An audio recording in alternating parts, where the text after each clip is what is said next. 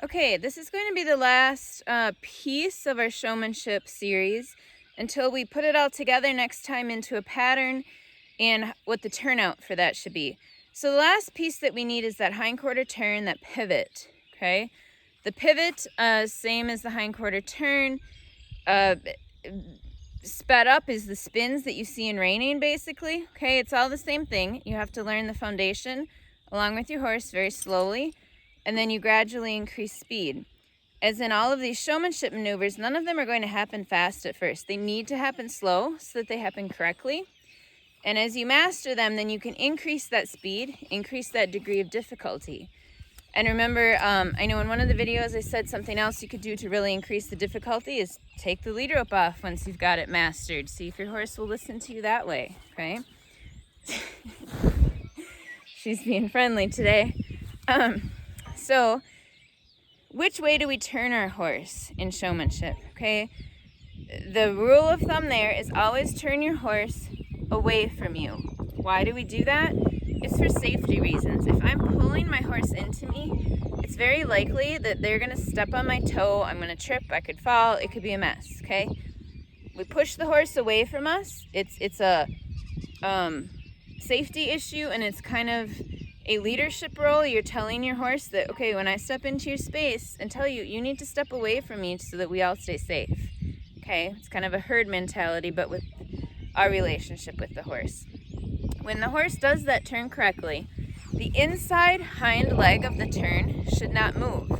The turn is a forward movement, it has forward motion, and that's a pretty complicated concept, but basically it means that for that turn to be correct and have forward motion, the inside hind leg of the turn will not move, and with the front legs, the horse will step in front, not behind, in front, okay, as it crosses over. Those are the two things that tell you that it has forward motion and it makes it correct. So, although we always turn our horse away from us, which means most of the time our horse will be pivoting clockwise, I strongly encourage you to lead your horse from the opposite side and practice the turn that way as well. Why? Because I see that when we go to riding sometimes, our horse's turns are much stronger to the right in that clockwise direction and much weaker to the left.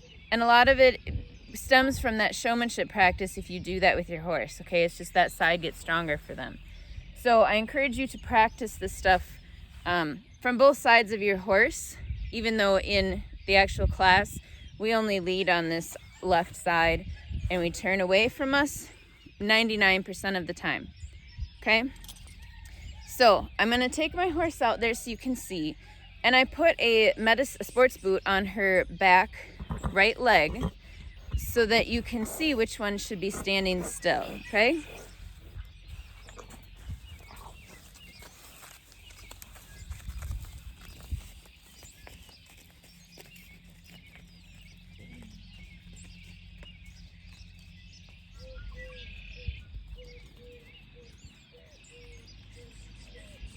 Okay, so again, our horse needs to know to stop with us. You know, I think that's a pretty given thing right now. Our stance when we're turning is going to be basically walking into their eye. Depending on the horse, you might have to adjust that forward or back a little bit, okay? But I'm going to be about in here, okay? So for setup, I'm actually back in here a little bit.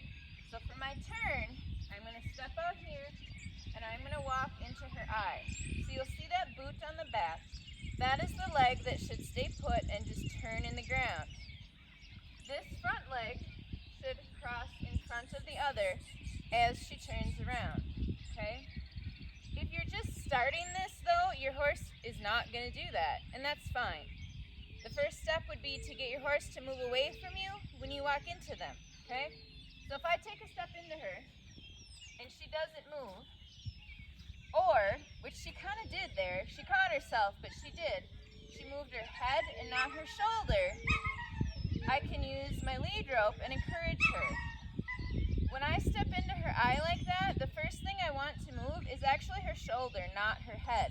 She needs to stay straight in her body to accomplish this turn correctly, okay? So I'm going to try that again. And she's a little late with both there. Okay, so I'm just going to encourage. I wasn't worried about what her feet were doing. I simply wanted her to move that shoulder away from me. Okay, so if I try it again, she's much more willing to move away from me like she should. Okay, so that's the first step, is getting your horse to move that shoulder away from you. Once they do that, then you can try to get the correct movement with their legs. Okay, and how do you do that? Well, with your body position, basically. If the horse is stepping behind, or they're pivoting on that wrong hind leg, that left hind leg, that means they're backing through the turn. If they're backing through the turn, think about it. If my horse is backing and I don't want him to, I'm going to lead them forward, right? So instead of my turn position here, I'm going to step up just a hair. If you've done the other steps with your horse will follow you up, lengthen out a bit, get that forward movement, which makes it on the right hind foot, the correct hind foot, and they'll step correctly in front. Okay? Okay, see, she's got lazy and she's kicking a fly. There we go.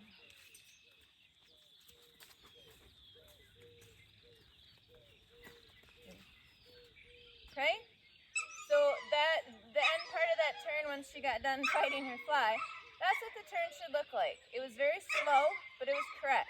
Okay, so I'd keep practicing, speed that up, make it nice and snappy, but it has to be slow first. Please don't forget that. Okay, and like I said, if your horse isn't moving away from you, get after them. That shoulder should pick up and move away from you the second you walk into them. Okay. If they're pivoting on the wrong hind foot, on that left hind foot, you most likely just need to adjust your position ahead a little bit, okay? If they're forging ahead in the turn, you could move yourself back a little bit, and you might have to use a little backward pressure. But hopefully, if you've done these other series, these other steps, the leading, the stopping, the backing, your horse should be pretty responsive to you by now, and that shouldn't be happening, okay?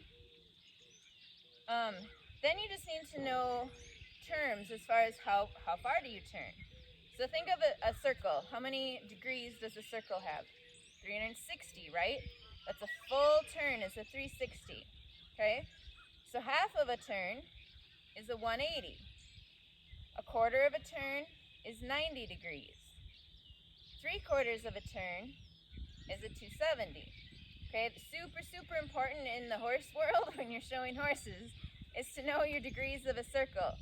You'll get 90s, 180s, 270s, 360s, and oftentimes more than that. Okay, and you have to do the math to figure that out. So you do use math in showing horses. Sorry to disappoint you, but so make sure you understand those terms so in a pattern you know how far you're supposed to turn. And don't overstep that turn, okay? If you're on a straight line and you have to stop and turn, if you overturn, you're going to be past your line and you've shot your pattern, okay?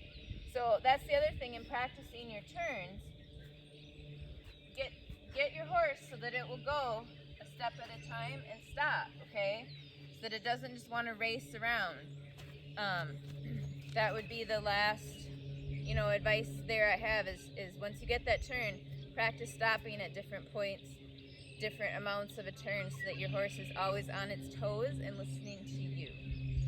Okay, so the next time I'm probably going to post a paper pattern, and then we're going to look at quickly how to clip the horse, turn the horse out, what you should wear, and then I will do the pattern and you can see how it should go. Or if it doesn't go as I want, you'll at least get feedback as to what went wrong, right? It's never perfect for us, so we just keep trying.